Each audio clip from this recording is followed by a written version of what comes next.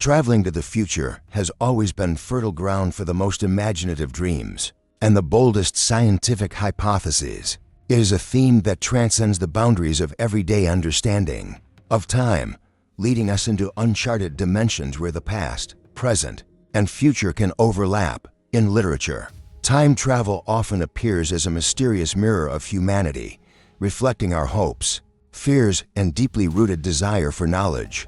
Visions of the future evoke images of a world where technology governs everyday life, where nature is subordinated to the will of humans, or, more precisely, worlds destroyed by recklessness and greed. Every such glance into what is to come becomes not only a portal through which we peek into possible destinies, but also an introspective journey towards understanding the present. I'm sad to ask you something. Does the name Paul Amadeus Dienach mean anything to you? I believe that 99% of you it doesn't mean anything, but he is a man, which connected reality, science fiction, and philosophical reflections on the human future. Dienach, a Swiss-Austrian professor and translator, became known for his work Chronicles from the Future, in which he details the visions of humanity's future that he allegedly experienced in the early 20th century.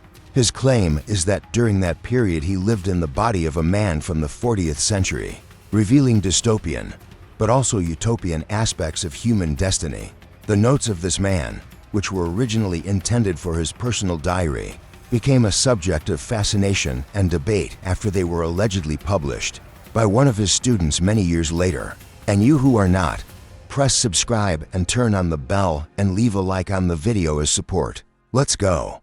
Paul Amadeus Dienach was, they say, a professor of German language in Greece in the early 20th century, and when he fell ill with encephalitis, he ended up in the hospital, where he fell into a state of whom.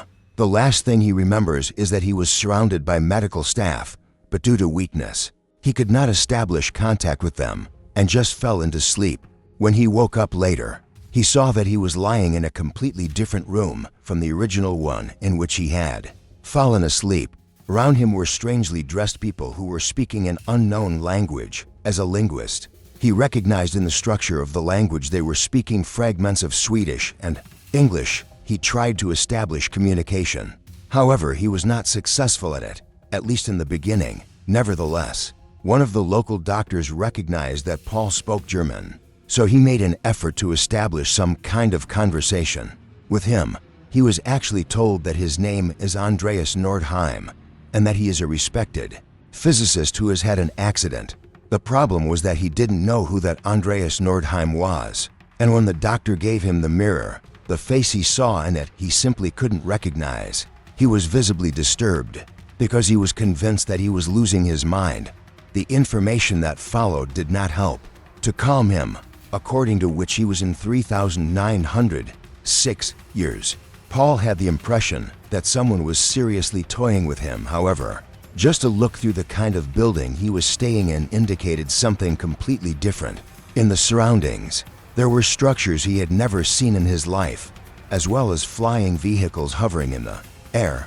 After a few days, Paul was able to rely on his legs, and so he began to explore the world in which he found himself. He was explained in the meantime that time is not a linear concept, as we often think, and that this makes possible what happened to him. According to their diagnosis, something happened here, replacement of consciousness. In order to return each consciousness to its place, his hosts invited Andres' friend to assist him in this. This is Paulo talked about the man in whose body he was, as well as about the present.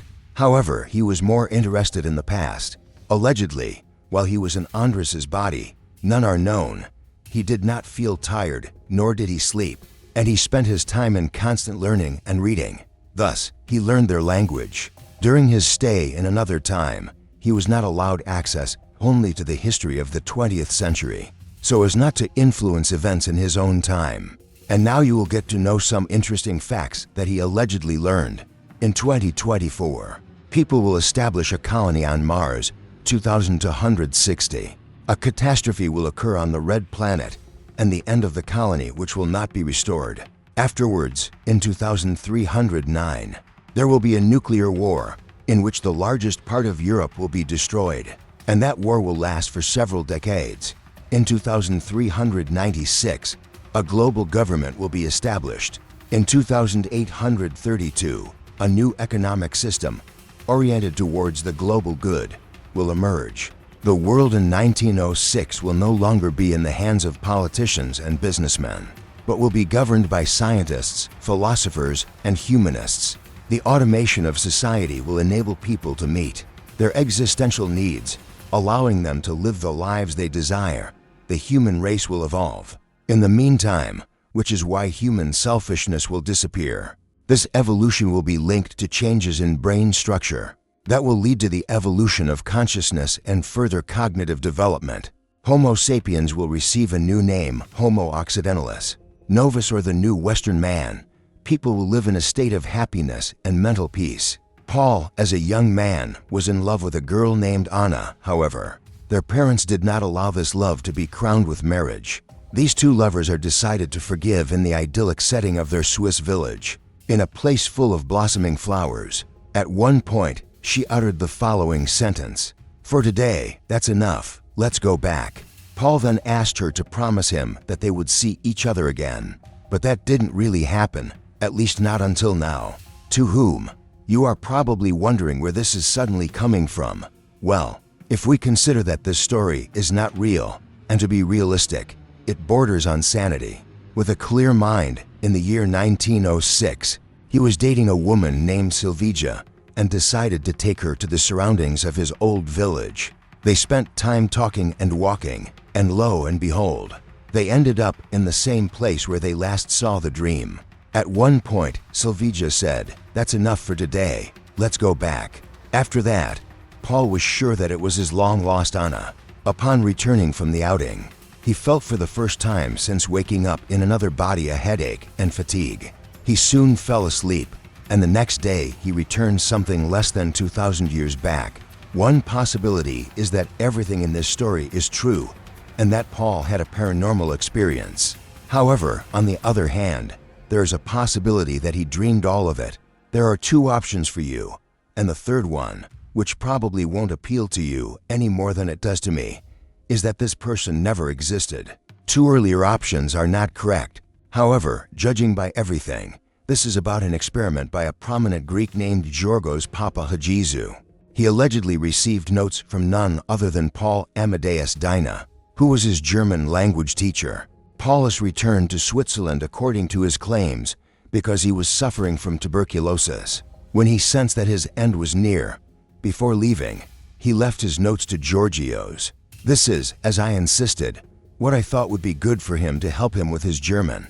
However, while later reading Paul's notes, he was shocked because he did not know what exactly it was about. Still, if you try to learn something more about this man, whose notes are Greek translated, you will literally hit a wall. Since he lived relatively recently, just 100 years ago, it is hard to believe that there would be no preserved data about him. The image that will appear when you taste his name on the net, by all accounts, does not belong to him, but to some American from roughly the same time, and it was taken by the police. The sad problem is that Papachatzis was a prominent lawyer and also the rector of the Greek university, which made it difficult to oppose him. However, it is very possible that this was some kind of experiment in which it was observed whether people would really believe in something like this, and it seems that they did. The book was published back in 1972, so you can look for it on the internet. For this Greek, I assume money wasn't that important, and the book was previously some kind of test in which it is seen how easily people can be manipulated. And what do you say about all this? Write me your opinion down in the comments. And yes, thank you for your attention. We'll see each other in the next video. That would be it regarding this clip.